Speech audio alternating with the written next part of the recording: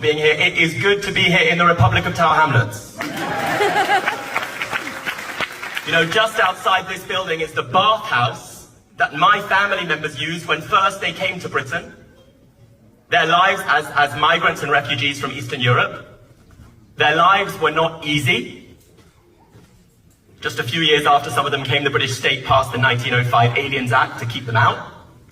Their lives were made hard by bosses and by the state.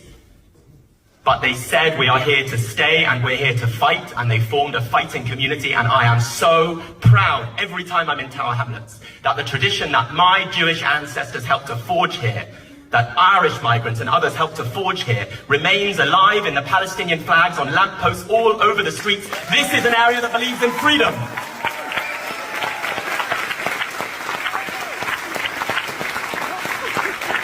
You remember just before one of our demonstrations, a few weeks ago, the Evening Standard had that headline with two symbols, the poppy and the Palestinian flag.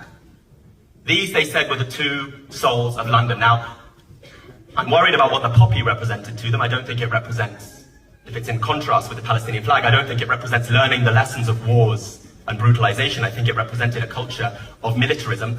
But I was just so struck when I saw that headline, that the Evening Standard, that oligarch-owned, Osborne-edited, union-bashing Tory paper, had to acknowledge that half of London, I think it's more than half of London was represented by this flag, the Palestinian flag.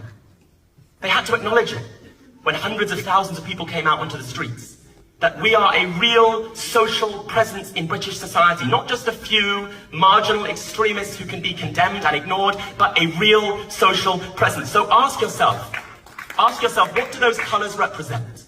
The colours of the Palestinian flag.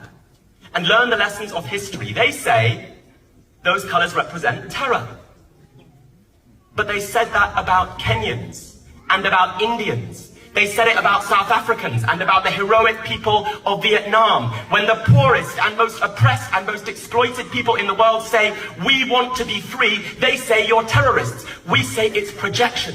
We say colonial power, which brutalizes and savages all over the world, calls other people savages. The only savages are the people in the offices and the headquarters of corporations and states in London and Washington who plan massacres all over the world. We say the Palestinian flag represents human freedom.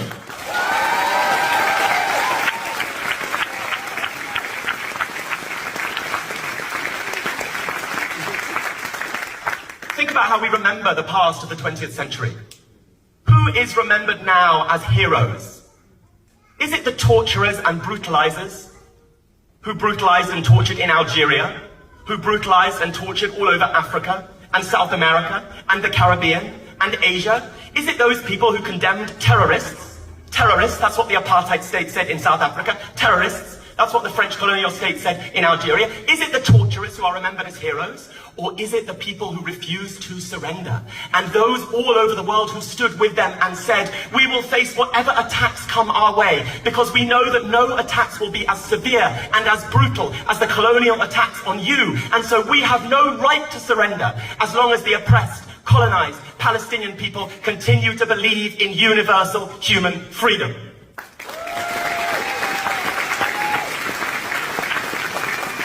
I just want to stress what those colours of the Palestinian flag mean. And I want to stress it because we are here with Oksana, a member of parliament who has stuck her neck out to support the Palestinian people. But we know that most of our political leadership in this country, we're here with Jeremy in a very questionable Christmas jumper. Sorry, Jeremy, I don't normally look this smart, but I've just come from synagogue. So with a few very honourable exceptions, it's not a great jumper joke. With a few very honourable... Sorry. Don't come into a room like this and attack Jeremy Corbyn. That is a very unwise thing. With a few very honourable exceptions, most of our political leadership in this country does not stand with the Palestinian flag, does not stand with the hope of human freedom, and it's no surprise we live in the core of empire. So just remember what side they stand on. When people are imprisoned in an open-air prison, chased from the rest of Palestine. 80% of the population of Gaza aren't from Gaza. Chased from the rest of Palestine and imprisoned, and then besieged, and then bombed, and then their food and water and fuel are cut off. When the United Nations and the World Health Organization say more people may now die of disease than in bombing. Trapped and bombed. Trapped and brutalized. Our political leaders say Israel has that right. When Israel uses artificial intelligence, reporting in the last few days, to precisely target every single strike they make so they know in advance how many civilians will die, and the Israeli state says we're maximizing damage, not accuracy. Our political leadership in Britain sides with them. When Isaac Herzog, Israel's president, says a whole nation is his enemy.